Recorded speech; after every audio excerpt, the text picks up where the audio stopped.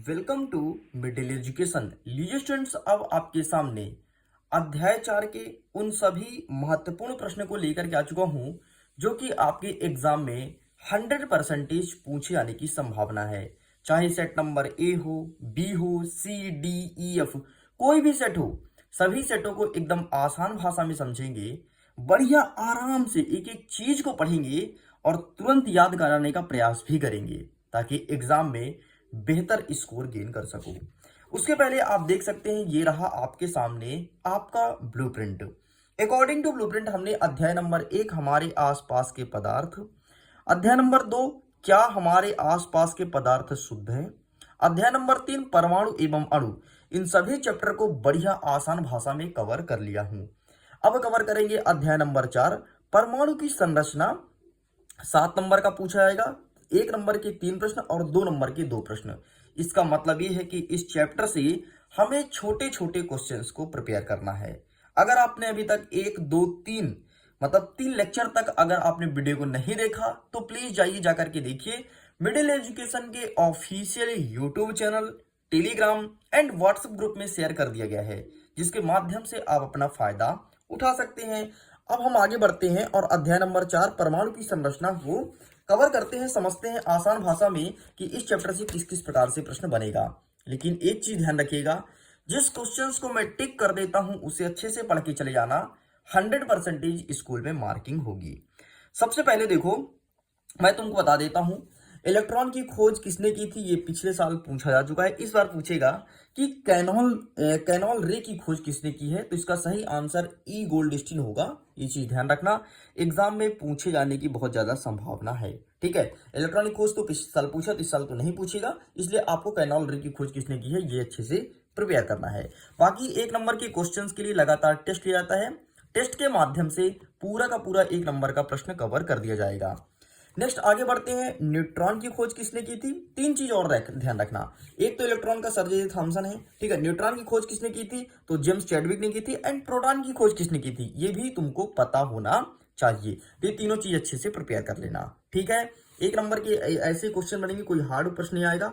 कभी कभी पूछ लेता है कि सोडियम का सिंबल क्या होगा, तो यह नहीं होता है। सोडियम का इलेक्ट्रॉनिक विन्यास क्या होगा, जैसे कि यहाँ पर दिया है। और कभी कभी पूछ लेता है कि सोडियम का परमाणु क्रमांक क्या है। मतलब बहुत छोटे छोटे प्रश्न पूछता है, कोई बहुत हाई लेवल का 1 नंबर का प्रश्न नहीं रहेगा, बहुत एकदम निम्न स्तर का रहेगा जिसे तुम कर जाओगे।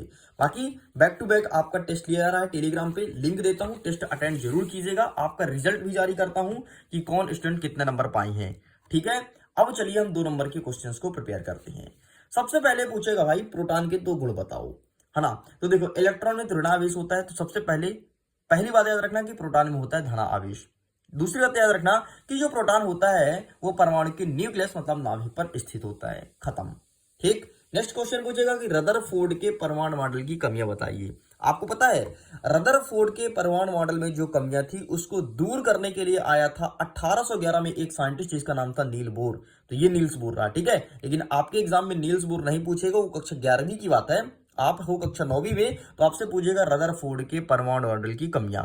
तो सबसे पहले रदरफोर्ड भाई ने जब क्या बताया कि परमाणु के स्थायित्व नहीं बता पाया था कि परमाणु कहां पर स्थित होगा। और दूसरी बात, उन्होंने लाइन स्पेक्ट्रम की व्याख्या नहीं की कर पाई थी। कौन ने, रदरफोर्ड भाई ने। अरे अल्फा कणों पर बमबारी किया था ना यार, देखोगे कि एक स्वर्ण पात्र लिया था, ठीक है, उसमें अल्फा कण की बमबारी किया था रदरफोर्ड ने, ठीक, और परमाणु मंडल को पूरा व्याख्या किया था। चलिए आगे बढ़ते हैं। नेक्स्ट संयोजकता तो आपके एग्जाम में नहीं आएगा, समस्थानिक और समभारिक पूछा जाएगा। भाई साहब ध्यान से देखो, समस्थानिक, सम मतलब होता है समान, स्थानिक मतलब स्थान।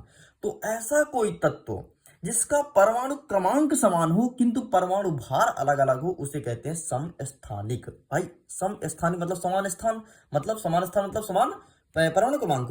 तो ऐसा कोई तत्व जिसका परमाणु क्रमांक समान हो और परमाणु भार भिन्न भिन्न हो उसे कहते हैं समस्थानिक।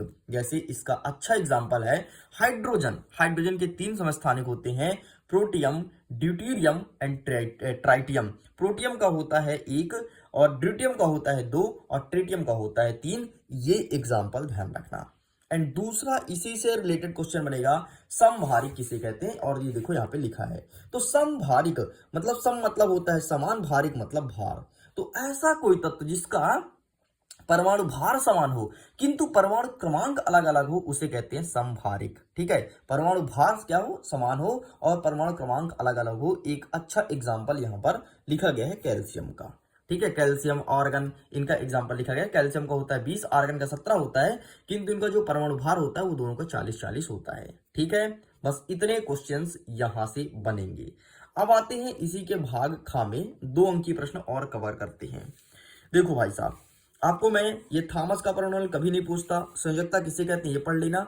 तो किसी तत्व के परमाणुओं को मिलाकर अणु बनाने की प्रवृत्ति एवं अपने बाह्यतम कक्षा को पूर्ण करने की क्षमता ही संयोजकता कहलाती है। अरे सिंपल सा, संयोजकता मतलब संयोग करना, साझा करना और अपना अष्टक पूरा करना, यही तो संयोजकता कहलाता है। अब हो सकता है तुम्हें अष्टक समझ में ना आए, अगर तुम डेप्थ में पढ़ोगे तुम्हें पता होगा। अष्टक वष्टक तुमको कठिन लगेगा, क्या बोल रहे हो सर अष्टक वष्टक, है ना, इसीलिए इस पर ज्यादा उल्लेख नहीं करता हूं एंड ज्यादा इंपॉर्टेंट क्वेश्चंस नहीं है आपके क्लास 9 के अकॉर्डिंग। नेक्स्ट आगे बढ़ते हैं, समस्थानिक और संभारिक में अंतर। भाई साहब ये तो 100% आएगा, एमपी बोर्ड का पसंदीदा प्रश्न है। कभी कभी पूछता है समस्थानिक क्या होता है, परिभाषा और उदाहरण दीजिए। कभी कभी संभारिक पूछ लेता है एंड कभी कभी देता है अंतर। मतलब ये दोनों चीज अच्छे से प्रिपेयर करोगे तो अंतर लिख पाओगे। ठीक है, तो अंतर कुछ नहीं है, बस वो दोनों डेफिनेशन अच्छे से पढ़ लेना, आपके एग्जाम में 100% मार्किंग होगी। आगे बढ़ते हैं, परमाणु संख्या से क्या सह है। अरे परमाणु संख्या मतलब होता है कि कितने प्रोटॉन की संख्या है, वही परमाणु संख्या कहलाता है। ठीक है, और परमाणु द्रव्यमान मतलब सिंपल सा, परमाणु का भार कितना है, मतलब प्रोटॉन और न्यूट्रॉन की संख्या ही परमाणु द्रव्यमान कहलाता है। ठीक, बाकी कुछ नहीं है, खत्म। हाँ, बोर के परमाणु मॉडल, तो बोर ने क्यों आया था भाई, बता दिया कि रदरफोर्ड के परमाणु मॉडल में जो कमियां थी तो बोर ने इसे दूर किया था। बोर ने बताया था कि जो अगर कोई तत्व है, ठीक है, यहाँ पर चित्र देख लो, चित्र के माध्यम से अच्छे समझ पाओगे। अगर कोई तत्व है, इसके बाहर जो चक्कर लगाता है इसे इलेक्ट्रॉन कहते हैं, और जिस मार्ग में चक्कर लगाता है इसे कक्षा कहते हैं। ये सब बताया था बोर भाई ने। ठीक है, और उन्होंने ऊर्जा को कई सारे स्तरों में बांटा था, के एल एम एन, इस प्रकार से 8 स्तरों में ऊर्जा को बांट करके, मतलब कक्षा को बांट करके और डिफाइन किया था। ठीक है, तो 2-3 पॉइंट आपको मैं बता दिया हूं, बस यही सब लिखना है, बाकी ज्यादा इंपॉर्टेंट नहीं है एग्जाम पॉइंट ऑफ व्यू से, इस चीज को ध्यान रखना। ठीक है, प्रोटॉन गुण तो पढ़ लिए ना। अब देखो प्रोटॉन का पढ़ने के बाद न्यूट्रॉन का देख लो। तो न्यूट्रॉन मतलब होता है न्यूट्रल, नाम से स्पष्ट है, न्यूट्रॉन मतलब न्यूट्रल, तो जिसमें कोई आवेश नहीं होता उसे न्यूट्रॉन कहते हैं। एंड ये भी कहां स्थित होता है, परमाणु के अंदर। ध्यान रखना, अगर कोई तत्व है, ठीक है, ये मैं स्ट्रक्चर आता हूं, अगर कोई तत्व है तो यहाँ पर न्यूक्लियस होता है नाभिक बीच में, और हमेशा नाभिक में न्यूट्रॉन एंड प्रोटॉन होता है, न्यूट्रॉन और प्रोटॉन होता है, और जो इलेक्ट्रॉन होता है वो होता है ऋणावेशित, इलेक्ट्रॉन चारों तरफ चक्कर लगाता है। ठीक, अरे सिंपल यार, वैसे ही जैसे सपोज करो ये मैग्नेट हो गया। ठीक है, ये मैग्नेट हो गया और मैग्नेट के आसपास लोहा रहता है, तो लोहा कितना घूमता है मैग्नेट के चारों तरफ, है ना, अट्रैक्ट करने की ओर, मतलब अपनी तरफ खींचने का प्रयास करता है मैग्नेट, है ना, वो घूमते रहता है। बस ऐसी ही कुछ कहानी इसकी है। ठीक है, मैं उम्मीद करता हूँ ये सब चीजें समझ में आई होगी, बहुत आसान है, कोई कठिन नहीं है। ठीक है, बाकी यहां से कोई क्वेश्चंस नहीं पूछेगा। नेक्स्ट देख लेते हैं भाग गा में, यहां से 2 अंकी में ये लिखा है, सोडियम का 11 होता है, क्लोरीन का 17 होता है।